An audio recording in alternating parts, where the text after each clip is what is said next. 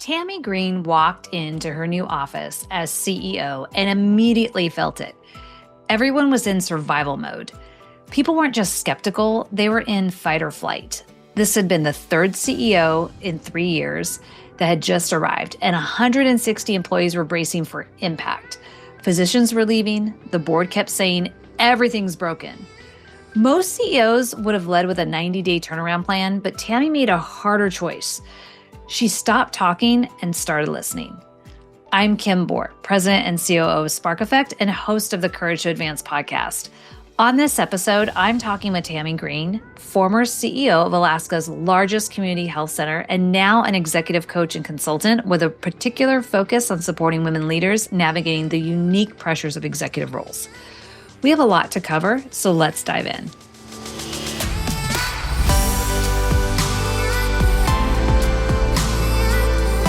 Tammy, welcome to the Courage to Advance podcast.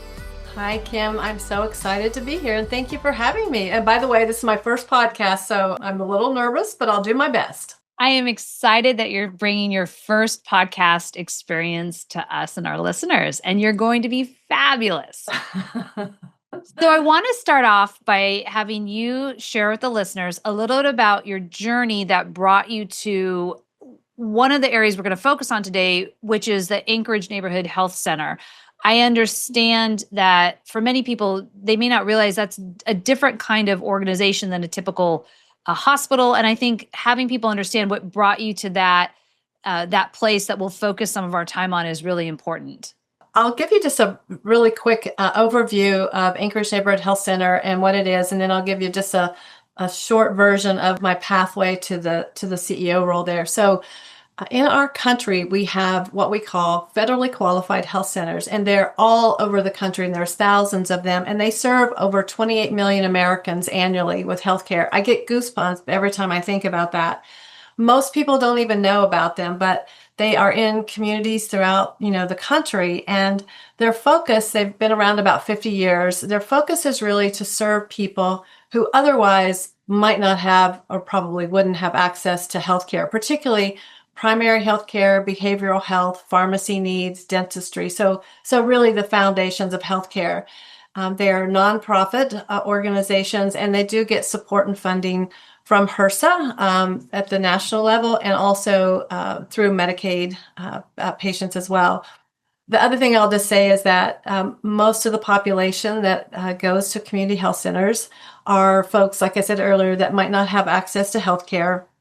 So there are oftentimes Medicaid patients, Medicare, and you may or may not know, but Medicare patients have a very hard time getting into primary care practices across the country once they turn 65. Primary care is like, bye. So they serve that niche as well. And I think most importantly, they serve folks who do not have any kind of health insurance. And so at Anchorage Neighborhood Health Center, which I know we're going to talk about today, as like all health centers, federally qualified health centers, that we give care regardless of someone's ability to pay. So for me, that was such a huge part of this mission-driven journey that I have been on throughout my career, and to kind of culminate it there was just really amazing. And just for a quick backstory, I was telling somebody the other day about, kind of how I ended up in this role. And I thought, wow, I guess I'm getting older, but I won't say old, but I've had a lot of experience. I've been the director of public health for the state of Alaska. I worked at Providence Health and Services as the system director of employee well-being and engagement. And then I left that role to go to ANHC as the CEO in 2015. And I was there for 7 years.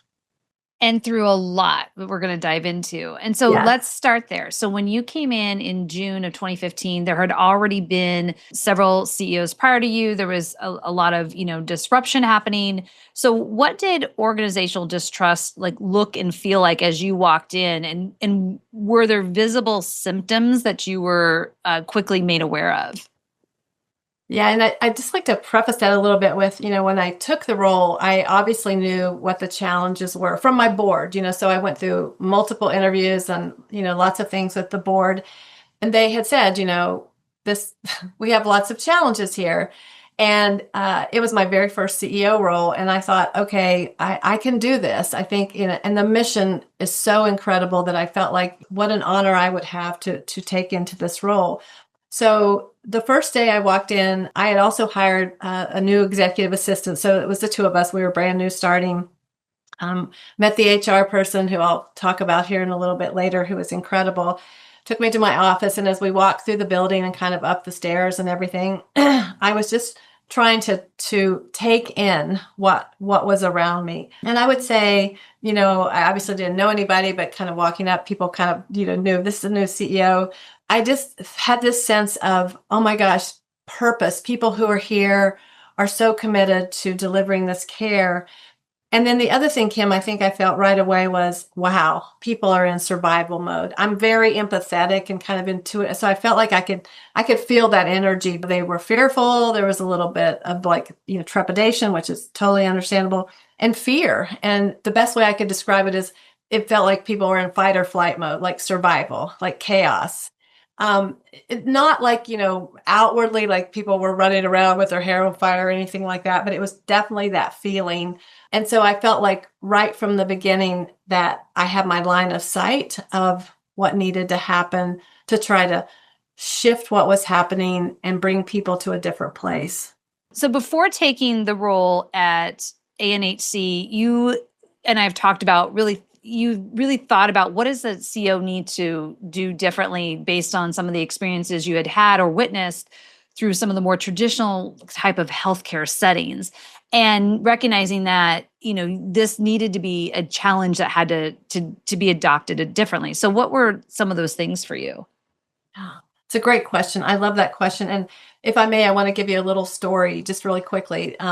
So about 2 years into the role, we created this Emerging Leader Academy where we were trying to help emerging leaders learn about the basics of leadership, supervision, and also, how to step into that role.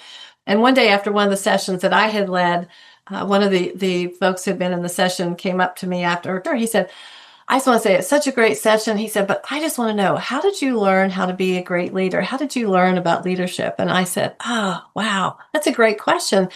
And what really kind of came through for me was certainly, the things you learn about how to be a leader. But what I said to him was mostly what I've learned through my career are the things that I thought, if I ever am the leader, what will I do differently? Mm-hmm. And so it kind of brings us back to the question you asked. And so that reflection was really front and center when I took the role. I thought, okay, what are the things that I want to do differently? And how do I want to lead in a way that is kind of outside the norm of what I had seen and experienced from normal healthcare or, the healthcare that I had been a part of?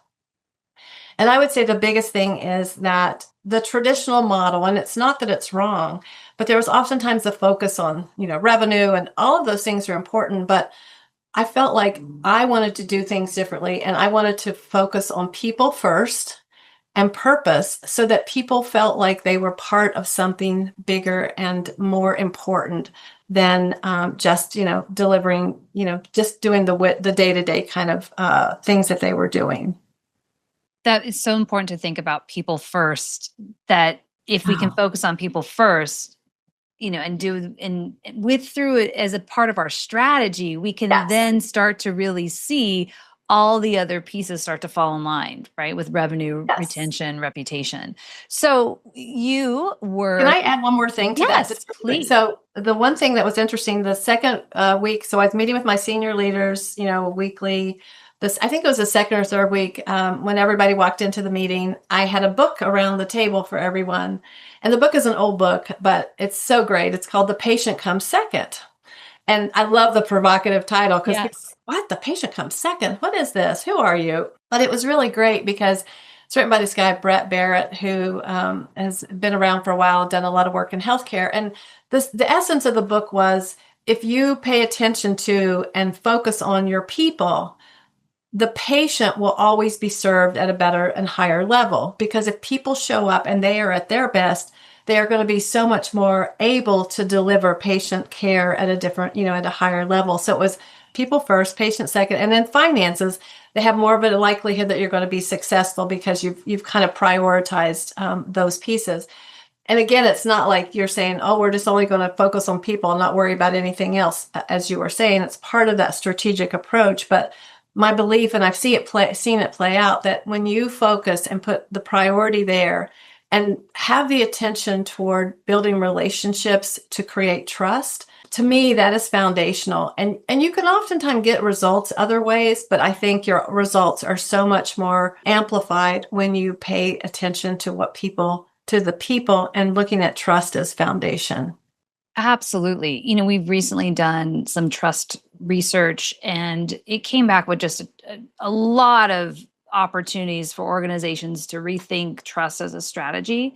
And one of the things that really jumped out to us was like what you were saying, right? What we were able to find is that if you focus on trust and you are bringing a human approach to the disruptions people are facing at any given time, whether they're personal or professional disruptions, it will have a positive impact on your financial position and the reputation of your organization and the retention of people wanting to work for an organization where they feel cared for, and that it translates to the service they're delivering. And yet, so many organizations have it backwards, and they are so focused on the financial bottom line that it completely undermines, whether it's a mission-based organization or not, it undermines the whole purpose of what they're trying to serve. And so I think we're really at a pivotal moment. And I think one of the things that, as we kind of go back into your story, you were CEO during COVID, and that had to be a really tremendous challenge to be coming through in this sort of community center you were serving, to be able to then try to get everybody aligned and excited about serving when everything felt so disruptive, like the biggest disruption we've had, aside from AI, we now are facing. So how did the pandemic expose other parts of the cultural transformation that were really solid versus maybe some that were like where you saw these gaps emerge? I always like to say I feel honored that I made it through that, and that I was part of that, because I think I learned more about myself as a leader and my leaders than I could have ever, imagined. The upside for me was that we had 4 years. I'd been in the role for about 4 years when COVID hit. We'd done a lot of work around culture. We had implemented employee engagement surveys, which we were doing like every 3 months. We were doing pulse surveys, kind of finding out what was happening. So we'd done a lot of work, kind of getting into that space. One of the things that I worked really hard on was to try to really look at, with our providers, our physicians, nurse practitioners, PAs, how did we create a place for them to work? Because, without them, we have no way of delivering healthcare. So that was really pivotal. So we had redone the FTE model for our providers to one that was way more amenable to them. And I won't go into that, but I just want to say that was really important because it went into effect in January of 2020. And then you know what happened in March of 2020. So I felt like the universe, whatever, had just guided me in that space to make that big change, because it was really instrumental for our providers. The other thing that was really, I think, for me as a leader was I have always been definitely a collaborative leader, want consensus and, to balance, all the different opinions. What I found that I had to learn myself as a leader was I had to step into my discomfort zone of sometimes making decisions on the fly, having that a little bit more of that command and control way of being, which was so not who I was. So I really learned how to kind of step into that with a place of compassion and empathy, but also knowing that it would set the stage for people in the organization to know, somebody's in charge, we're making these decisions. And I told my team, I said, I think it was on day 3, I said, look, we don't know what's happening really. And I said, and I just want you to know there are going to be times I'm going to have to make decisions, and I'm not going to have time nor the luxury of getting everyone's consensus. So I just want you to know I'm going to do the best I can, and I will always have the good of the organization at the forefront when I'm making these decisions. Some of them you may not like, but I'm just saying right up front, this is what's going to happen. My team was like, oh, this is great. We appreciate that. However, a few weeks in, people were really, struggling both with what was happening with their families. And I think, Kim, the thing that surprised me the most was that the leaders that I thought were, really like they're going to be strong and really be, there. They were some of the ones that were having the most challenges. And then the leaders that I thought, oh, I'm not sure they're going to have they stepped up. So what it said to me was, we can never prejudge human behavior. Right. And as leaders, we do that, right? Like we kind of in our minds, this is Tammy, this is Kim. And what that showed me was, oh my gosh, the importance of really opening up our mindset so that we miss a great opportunity to, be in relationship with someone in a different way because we have these preconceived ideas. So I would say that was one thing for me as a leader that really opened up for me was, how do I lean back and not be so predetermined or judgmental or have my own story about someone and allow other realities to kind of emerge from that. So I don't know if that makes sense, but that was something that was super important for me as a leader. I think it makes complete sense. We know through our experiences, and certainly the research we did around trust was that influence and trust is built not just by title. And so, having an understanding of how do we try to develop a strong team is really important for times of crisis, because we don't know who emerges and steps forward. It's not always the exact plan we think. And so I think that's a beautiful example of that, how that played out for you all. So when you became CEO, one of the things that you have told me and that I admire so much about you is that you chose to really go into an observation mode versus, many CEOs will come in and immediately start to fix what they feel is broken, especially you knew coming in that there was some big challenges ahead. That was really transparent. So why did you make that choice? And what were some of the kind of the outcomes of doing that? Yeah, the board, everything's broken. I kept hearing that everything's broken. And what I thought about that is like, oh my gosh, everything's broken. But then once I was in there and I started watching people and talking to people, I thought, oh, this is very emotional for me. I thought, it's not all broken. People are not broken. They just need something different. And so my instinctual personality is, I'm a high energy, let's get things done. So I could see things right away, like, oh my gosh, like this, and this. And I was like, no, don't do that. So what I decided to do was create what I call my listening tour, and then also creating town hall meetings. And so the first few weeks I had my assistant, I said, okay, our first order of business is to talk to everybody I can. I want to hear from everybody that I can, starting with, I really wanted to talk to the providers that were still there because we had lost a ton of physicians and providers. And that was making it stressful for everybody because everybody was trying to do more. And then I wanted to talk with as many leaders as I could. And then I wanted to have these town hall meetings. And what I said to people, that I spoke with, I said, I don't know what the answers are. I can see some things, but I don't know in context if those are the things that really do need to be changed or fixed.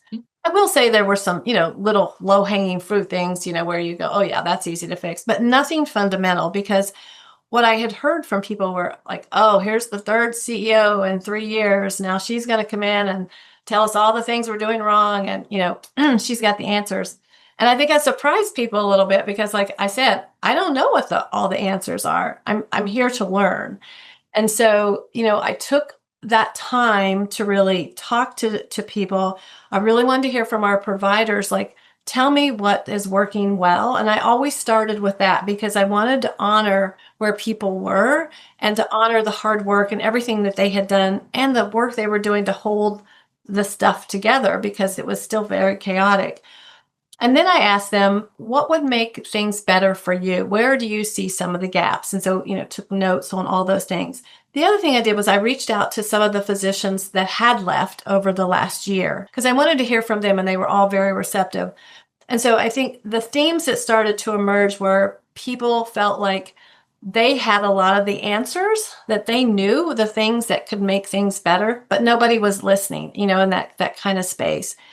And so as I started kind of pulling all those themes together and over the next 6 months, kind of creating what I saw as a vision for the organization, it was really based around this idea that first and foremost, I wanted people to feel like they were valued and that they had a voice and that what they had to say had meaning, that they were the ones that knew the answers. I don't know the answers.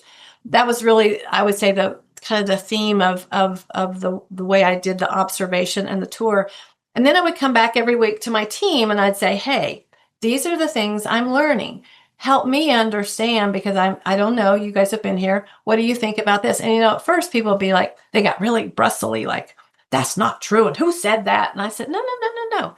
If we are truly authentically asking what's going to change things, we have to be able to metabolize that and also figure out how do we then take those learnings and then move forward with our vision. So over those 6 months, they, slowly came on board. And I said to them, I want you to be doing the same things. I want you to be, really representing me out in the organization, my philosophy and how we're showing up. I said, because we have to rebuild a lot of trust, because trust is definitely broken. You can understand people don't believe words are easy. So they're going to watch for behaviors. And the end of the 6 months, we had a town hall, kind of said, here's what I'm thinking is the vision. These are some of the changes we're going to look at. We're going to do them methodically. We're going to, try to make sure that you have all the resources you need.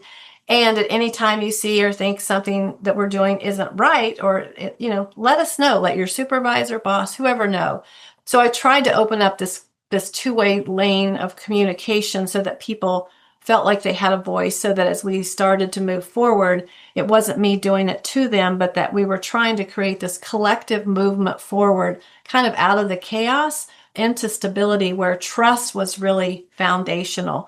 And I just said to my team over and over, this is the most important thing you can do, is to really reestablish or establish, if it's never been there, this foundation of trust. Because without that, everything else it's not impossible, but it's so much harder. If you have trust, you can have so much more leverage.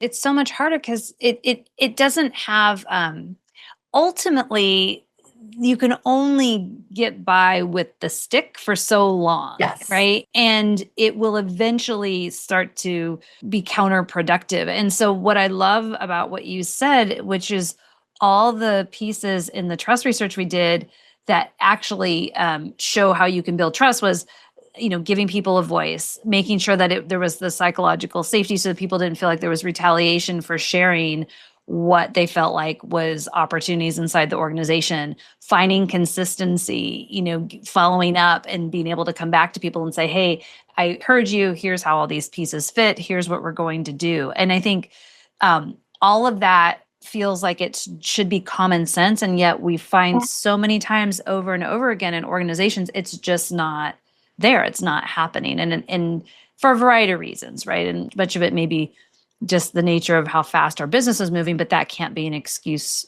for us as well. So what do you believe are leaders' most powerful tools? And how have you personally applied some of these that you feel are significant?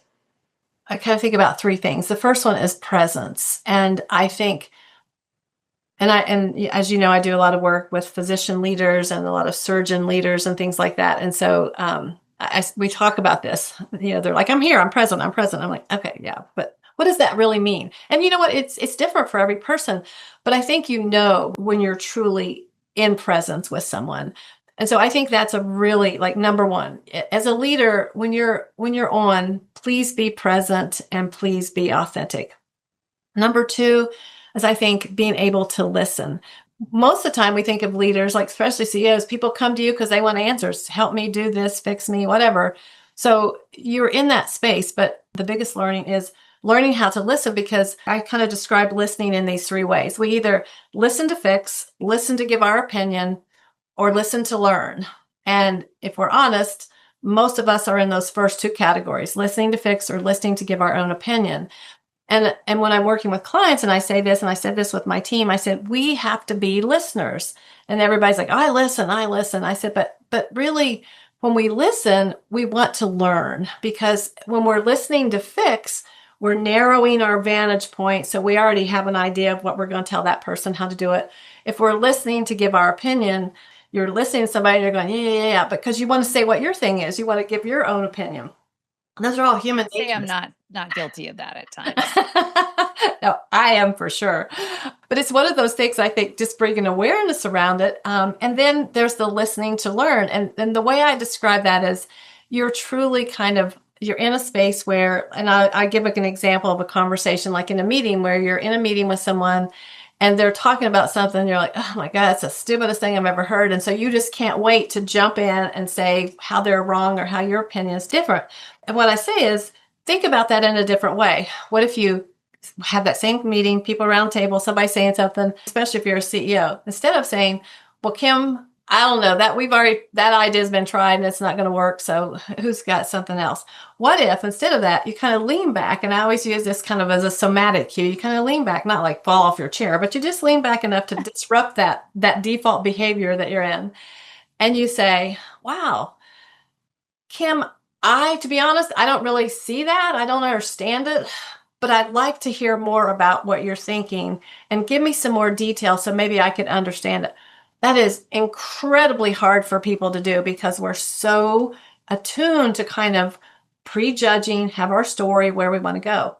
But what you'll find if you do that is there's this richness in the conversation that opens up in a way that you're like, wow. And maybe it's still the dumbest idea in the world and you find a way to be, move out of that. But maybe there's some nugget in there that you go, holy smokes, I never even thought of that. And there's a new dot. Not only are you having the energy shift in that conversation with that person, but think about now the influence and impact around the room. You are modeling to these other people, your leaders, that there's a different way to be in conversation and communication with people. So all that to say is that I think listening is a superpower, and most of us don't do it in the way that could serve us better. And then the last superpower, the way that I think about as a leader, is again building that curiosity muscle, authentic curiosity, not nosy curiosity, Right. but true curiosity where, again, you're modeling that ability to kind of move from your microscopic lens to this broader telescopic view so that you can see things and hear things that you haven't predetermined. And that, again, is something I think is super hard. But if as a leader, you can really incorporate those 3 skills, I think the rest of it just becomes so much easier and so much more organic when you're in relationship and connection with those around you. Those are really important. And I like the way you framed them and the examples you gave. Those are very useful. So when you look back at the turnaround you did, what was one of the gutsiest decisions you made that felt terrifying but really proved essential? Yeah.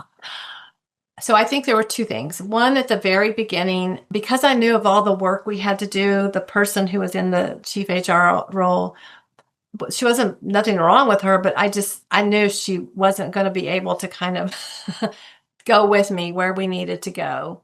And so that was very difficult. She'd been there a long time, but we came to a very, I think, nice mutual arrangement. And I think she saw that too, that, I had a very different kind of philosophy.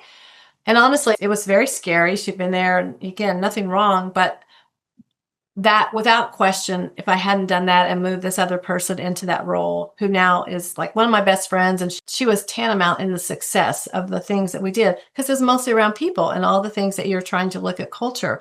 I think the other gutsy move was redoing the FTE model for providers. What we did was we reduced the full-time FTE had been 40 hours and so much admin time. And so after all my conversations with providers, what was most important to them was time. It wasn't the compensation. Long story short, had to go to my board and say, here's what I want to do. I want to reduce the amount of time my providers are working and still pay them the same. And first they're like, what in the what? Took me 3 board meetings or 4 maybe, but I brought back all the evidence, Kim, of turnover costs us almost $1 million per provider when you think about turnover of a physician. That's huge. I was making the case, and I believed it in my heart. I had all the data that I could have to support it, but it was a chance to take to do this. Yep.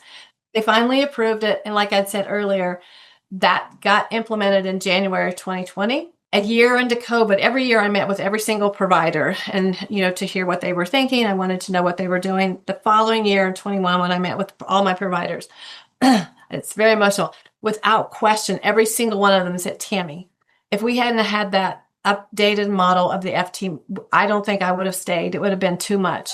That model provided the space and cushion for me as a provider to manage my family, all the other things.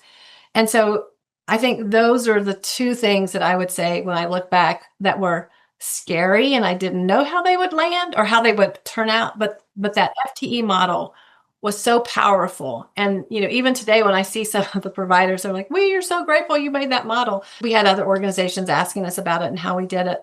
And it wasn't like from a blind, like, oh, we're just going to do this. I had done the performa with my CFO. If they had more control over their schedule, they were more likely to see patients where they might have pushed them out further because they felt burnout. So there were all these things wrapped into it, that it wasn't just a black and white, working less hours, getting paid the same, but there was this broader context to it that I think provided and proved to be very successful. And now it's one of the places people want to come, and they often talk about that FTE model as one of the reasons that they like working there. It was data driven. It was qualitative too, from a perspective of understanding with all the intake conversations you'd had when you first arrived. And it was unconventional, it sounds like, compared to what others were doing. And it took some courage to be able to go through, and the consistency you had to be able to still really, because you believed in it so much, to make that case over and over again until you could really show it. Landed. Yeah. And our turnover went down, and we did not lose one provider during COVID, not one. Wow. And, we did have some that were asked to have their schedule reduced, which that was fine. That was another thing when I took on the role, that there'd always been this philosophy, old school philosophy, that if you worked there, you had to be a full-time provider. There was no exception. No. And the younger people, they're like, this is crazy. So we had all kinds of iterations of what it looked like to be a provider, from, 1 day a week to 5. Again, it's that ability to kind of hear what people are saying. You can't make everybody happy, of course, but I think when you try to really understand where people are coming from and find that place where it's and in both, that it just amplifies your ability to thrive as an organization. Well, and how much loyalty and commitment came from all these people then, because they had the ability to have a full and rich life and still be in service to others, that what they were called to do. So you left in December 2021. You've started since then a very thriving executive coaching practice yourself and leadership development work you do. When you look at what's happened at ANHC since then, what elements of the culture that you built do you still find are thriving? So first of all, I felt, like I said, it was wonderful. I felt like I kind of took the first thing, got the organization kind of back on its feet. And then the woman who took my role, I've known her for a long time, and she's now kind of taken it to the next level. So, I think it was one of those things that I was so connected to everyone and everything. It was hard to step away. But recently I had a conversation with a physician who's a physician coach now. And she had been kind of a locum when I was at ANHC. And she said, I want to do this interview with you because something happened a couple of weeks. This was before we'd met. And she said, I was going in and everything was and she said, I was just remarking at how I love the culture and all of that. And she said, and so I asked the deputy chief, medical director, said, gosh, what are you guys doing? How have you figured this out? Because a lot of places haven't. The person said, oh, well, I'm just following what Tammy set up for us a long time ago and what she had done, something to that effect. And I will say, Kim, that is probably, of all the things I've ever heard, that was so foundational, it was just amazing, because what it said to me was, we can have impact, we can have legacy even beyond when we leave. And I would just say that, knowing that the organization is thriving and doing well, this person has done great things beyond me. However, I feel like some of that work we did in that foundational space of building trust and all of those things that then you can build on, that if we hadn't have done that hard work in the beginning, I don't know where it would be, but I feel like that work that we did was so fundamental. And now when I see the organization, I see the little glimpses of things that, myself and my team and all the people did when I was there. That has to feel very fulfilling in just knowing that there is you have some legacy that you left there as you moved on. When I said it out loud, I was like, should I say that? But it touched me so deeply because I know the person that said it, Yeah. and she's still there. And it was just, but I think that's the thing that, we talk about the shadow of a leader, that idea. And I would just say, kind of closing in that, is that, as leaders, we talk a lot for sure. And people listen, but they really are watching us all the time. And like, I didn't realize how much just you're on display, so to speak. Like, people would come and say, "Oh, we never see you on the elevator. You're always going up and down the stairs." I'm like, well, what? Just all the little things that you do. So you want to be cognizant that your words are matching your actions, so that that's when I think the impact really becomes powerful. I think that is so important. So I've got two final questions for you. So the first is, if you were advising, a CEO, perhaps in healthcare or outside of the industry, that is perhaps also taking over a challenging organization in the similar situation that you were in, what's the one trust building practice that you would tell them is a non-negotiable from day one? I think it goes back to that listening, being present and listening. And I preface that with authentic listening and authentic presence, because people know when you're not. I mean, you might think you're faking it, but people know. They just know. So I would say, going in with that as your major kind of approach, is listening. And also, don't be afraid to be a little bit vulnerable. And you don't have the answers. You haven't been there. You need all of this other input. Of course, you can look at all the financials. There's obviously the data you look at, but not having all the answers, I think, really puts you in a space, again, of curiosity, so that you can explore, experiment, and emerge with something that may be even bigger and better than you ever imagined on your own. Important advice. So the final question. So you have single-handedly, with the team that you built, proven that healthcare can change from the inside out. What would you say to a mid-level, healthcare leader who's reading these organizational tea leaves, if you will, and feeling discouraged or wondering, if they have what it takes really to lead differently? What advice would you give? If you're having that inkling and you're thinking about leadership, is figuring out, learning more about yourself. I think that's always, we always think about leadership as out there leading other people, but really 99% of leadership is leading yourself first. So I would say, find, whether it's coaching or whatever your organization has in terms of resources, learn about yourself, maybe some disc profile, is just starting to learn who you are, so that you can kind of understand where you are authentically, because that's going to be important. The second thing is, if you're in a place where you already are a leader, or you're maybe an informal leader, it's just really starting to go talk to the people around you, hearing what people are saying about the organization, where you think what they might need, and then really creating your own vision. Like, even if it's just for your whatever area that you're leading, you don't have to go all the way up to the big vision, but really starting with, what would I do if I were the leader now? How would I lead differently? What are the things that would be important to me? How would I create priorities? And then, most importantly, is looking at, what would the impact be if I led from a different space than maybe the current leadership is. But I think that, kind of circling all the way back, is really learning more about yourself, learning your strengths, your gifts, your talents, and then also learning where you have challenges, so that you can grow from those spaces, rather than trying to push them down and pretend like they don't exist.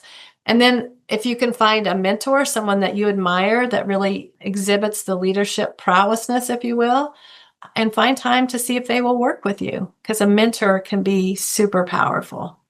What I appreciate about what you've said and what you're leaving us with is, this is a way for people to have agency and to Yes. have control in what's in their sphere, and not feel like that things are being done to them. And so it's a real opportunity that I hope those who are listening that are in this kind of situation will be able to take what you've shared here and in this whole conversation, and feel that they have something that they can really build on and move forward in their own leadership world. Can I add one more really quick thing? Absolutely can. So the one thing I would say, and I see this a lot, if people are disgruntled or discouraged, kind of in that place, I think the worst thing you can do is to fall into a space of commiseration with others Oh, yes. and spread that negativity and toxicity. If you find yourself in that space, lean out, because that is never going to get you where you want to go. And if you don't take some of those other steps, like I described earlier, then it may not be the right place for you. Don't stay in that kind of environment, because that commiserative energy, it'll never change by commiserating about it. And the only way that you can change is to change yourself or change where you are. So I just wanted to kind of, because I'm seeing that more and more in some of the places I'm working. So I think that's really important to share. And so thank you so much, Tammy, for the conversation today. I have myself been reminded and inspired in ways that I can be a better leader. And so thank you very much for the time and for sharing everything you have in your such authentic self. well, thank you. Thank you for letting me speak to my passion and to share that with you. So thanks so much. For our listeners, we have free resources relevant to our conversation today that you can download by visiting couragetoadvancepodcast.com, which will take you to our Spark Effect podcast page. Thank you for tuning in to this episode of Courage to Advance, where transformative leadership isn't about having all the answers, it's about having the courage to find them.